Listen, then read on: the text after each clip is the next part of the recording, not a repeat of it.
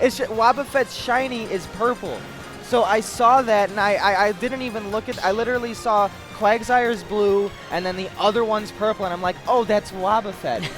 And then I was commentating with Thwack, and he goes, "You disgust me." I'm like, I'm so sorry.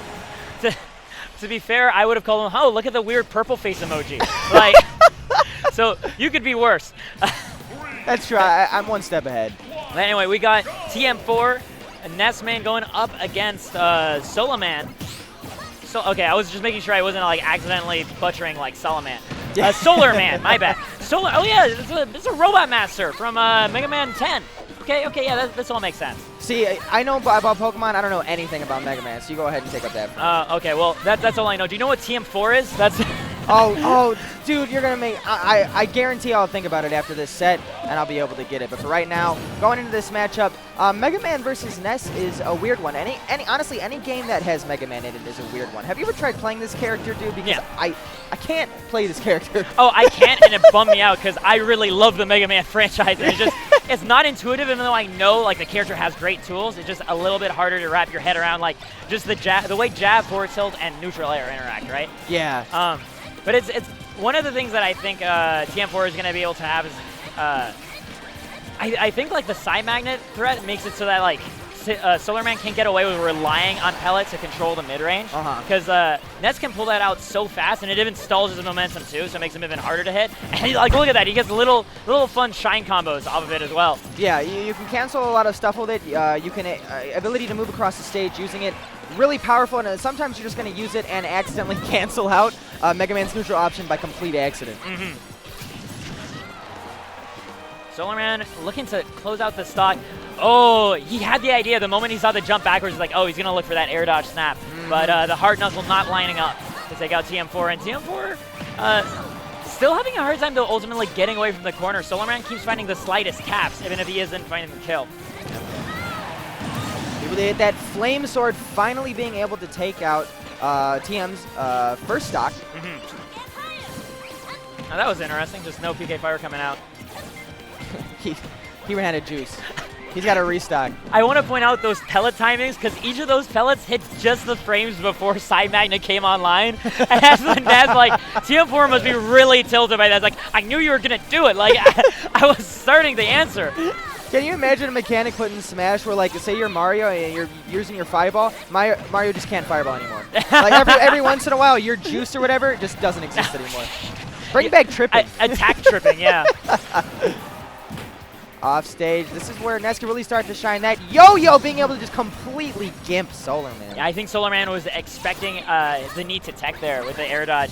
In those situations, what you should always be doing when you're expecting to have to tech against the stage, you tech but then also press up B at the same time. Oh, yeah. Because it's an option select. The tech will happen if you're in hit stun, and if you're not, your up B will happen. Yeah, really, really solid advice. Now, we're going to see another situation. Now, both of these characters can kind of commit going off stage and being a little committal when it comes to ledge trapping their opponent because they know that while the recoveries aren't amazing, they know that these characters rely very heavily on very sort of linear recoveries, and gimping them in certain situations can be very advantageous. It's interesting how well like Solarman is able to play neutral from behind because he's the one that's like obligated to put pressure on TM4. But he's able to do so at a vaguely mid-range space where he can like find those back airs and forward airs at a moment's notice, but still out of range of whatever TM4's preferred neutral options are. Yeah. Going a little low with Mega Man there. Got to be a little careful. He got gimped once, and Ness will do it again. Yeah. This time not dangling the yo-yo so that it wouldn't catch the normal ledge hang, but still able to catch like you know, exactly what it was, the neutral getup right afterwards. And then it still catches roll. Yeah. Yo-yo tricks have been the bane of many folks in the corners. That sucker is so annoying. Just the fact that it hangs, Nessus must have saw that when Ultimate first came out, the fact that it literally just blocks ledge. Yeah. It was I still remember the reactions to like the first Ultimate demos of Ness. Like the first thing was like, we lost their up air. Was with the first yell. It's like, why did we lose our up air? Yeah. And then they saw the Yo-Yo Dragon. It's like, maybe it's not that bad. And they saw, oh, we can just drag down with up air and then kill them from there. Yeah. Like, oh, this is fine. Turns out Whatever. there was literally nothing to complain about at all. Ness, the things he has been given in this game have made him a pretty decent character. Higher mid, lower high, I think a lot of people would say. Whereas Mega Man, you know, there was that Japanese tier list that came out a while back that had Mega Man like top 3 or something. I mean, there's and you know what, Mega Man can be an interesting character. He certainly has some matchups that he does very well in, but you think Mega Man's like a top 5 character?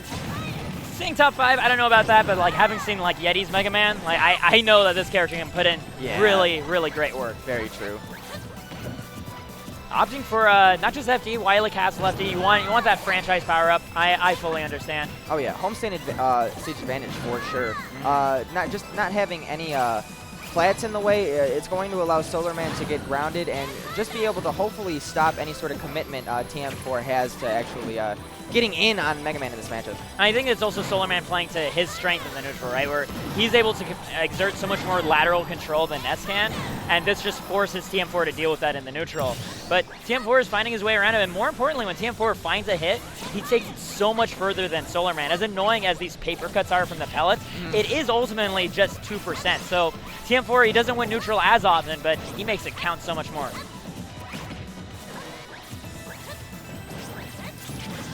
Finally able to get Ness off stage. Able to grab the buzzsaw though.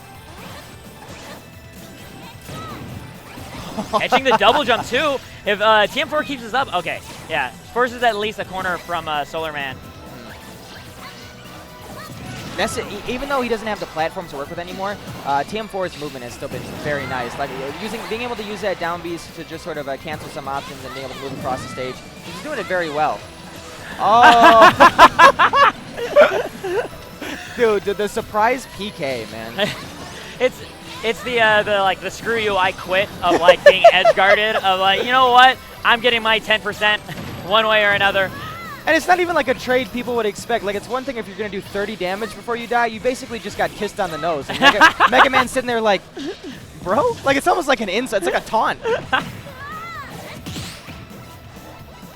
Lemons in neutral. Yeah. Sometimes, like, even with that threat of the side magnet, just being able to constantly force that option, still useful. I like the bat coming out to play, though, too. Yeah, you know what? That's one thing we really didn't talk about, huh? Ness's bat can pretty much, it can reflect anything he throws out, pretty much, right? Yeah, it's just the frame data on it is pretty bad if you're using it strictly to reflect. It's kind of only worth it if, like, forward smash comes out, which Solarman has been using on the ledge to cover a lot of things. Very true. Hard knuckle? Oh, it doesn't slow down enough. And catching the air dodge back up, TM4 pulling the rug out from under Solarman. Yeah, if there's been a bane of existence for Solarman in this matchup, it's definitely down smash. He's died, I think, 3 or 4 times to it. Just has not been able to find an option back up stage to avoid that. You got to go high or something. And the tricky thing is Mega Man, he doesn't have a hitbox, and he doesn't really have invincibility on his recovery. And that means he has no way of, like, he doesn't even get to clank out the yo-yo on his way back to the stage. Is able to catch TM4 with an up smash, bringing him right back into this game. It's been very back and forth so far. Like I said, having no platforms makes it so it's just very slow approaches. Mega Man trying to use that lateral game. TM4 just trying to slowly drag himself in, utilizing down special. Can you hit Leaf Shield? Yeah, it's a projectile. Okay, all right. Yeah. What? TM4, that was so smart! Because I was thinking Crash Bomb's going to go off, right? So either he's going to eat it, just like side magnet it, but the fact that he stuck it onto Solarman. Can that be the new Brain Blast? Because that was a throw kill in Smash 4. I think we have to dub that the new Brain Blast. Oh, he might not make it back yet. Yep. Not even close, okay. Very nice edge guarding by Solarman at the very end. That's like, I mean, it's the dead record that everyone's heard ever since Ness was a character. Just go out there and edge guard him. Yeah, I see a little Solarman love coming from, I think Comet's sitting over there. Solarman is Wisconsin. So oh, okay, okay. Home field advantage. Yeah, yeah. I think, and this, you know, have you ever been truly shaken by a crowd in Smash? Shaken like you mean as a competitor? I can't really, not particularly No. personally. Yeah. It must be tough. Oh, actually, guess what? We get to see different class of character coming out. We get to see Pac-Man versus Ness. All right, I'm gonna just own this right now. We have no Pac-Man on the West Coast, right? So I don't know. Like I vaguely remember like how Pac-Man works, and I'm aware that he's gotten a lot more solid just overall in terms of his game plan. But like the specifics, I'm expecting to learn some things from Solarman. Yeah, J-Brock Pony, I believe, was pretty much the only one in Midwest I could think who played Pac-Man. I think that was in Smash 4, so I'm pretty much right on the same boat. Don't know a whole lot about Pac-Man. It's another sort of wonky character. Most of the time, you're going to try to throw that hydrant down, try to create space, maybe charge your neutral every once in a while. Pac-Man did get a little better in this game from Smash 4, but still around mid-tier character. That being said, I mean, so far it's been working for Solarman. I think one of the big differences is just like I am tired of the threat of Side Magnet making me like hesitate about my projectile game. Yeah. None of these things you can eat. And I can still set up a bunch of traps, and setting up that hydrant is so much easier than the hard knuckle. He doesn't even need the spike of the hard knuckle. Yeah. He just needs anything to tap TM4 consistently. Yeah, just trying to go for that love tap PK1 again. Knowing he's dead, but good back air coming out from him, able to take that stock really quickly. Dead even game. This looks like a Smash 4 one, 2 stock 0% now in Smashville. Another good thing about being Pac-Man actually is that being able to just move a little more freely in the air, knowing that unfortunately as Ness to recover, you sort of have to just sit still in the air for a while. Yeah. We've seen already Solarman being able to just go out there and just throw a hydrant onto Ness while he's just sitting still, being able to use a fruit.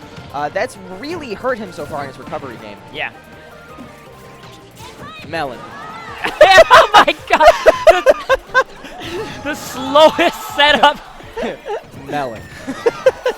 I love Melon so much. Okay, back throw doesn't come out. Solarman managing to mash it out because it looked like at around 100%. Yeah, that should kill. Back air does the same business though. This is a very tight game between these two guys. Citrus Fruit being able to lead him off stage. Strawberry just missing. Very important air dodge by TM4 because he uses double jump early, and like Solarman, that's his cue to come out off stage. Like he has no double jump, which means I only need to keep tapping him when he starts PK Thundering to keep him off.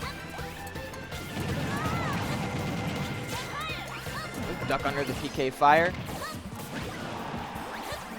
Ness sitting at a very dangerous percent. Any tap from Pac-Man is going to be able to do it at this point. I do love the fact one of the big things that changed Pac-Man in Ultimate was his throw did get way better.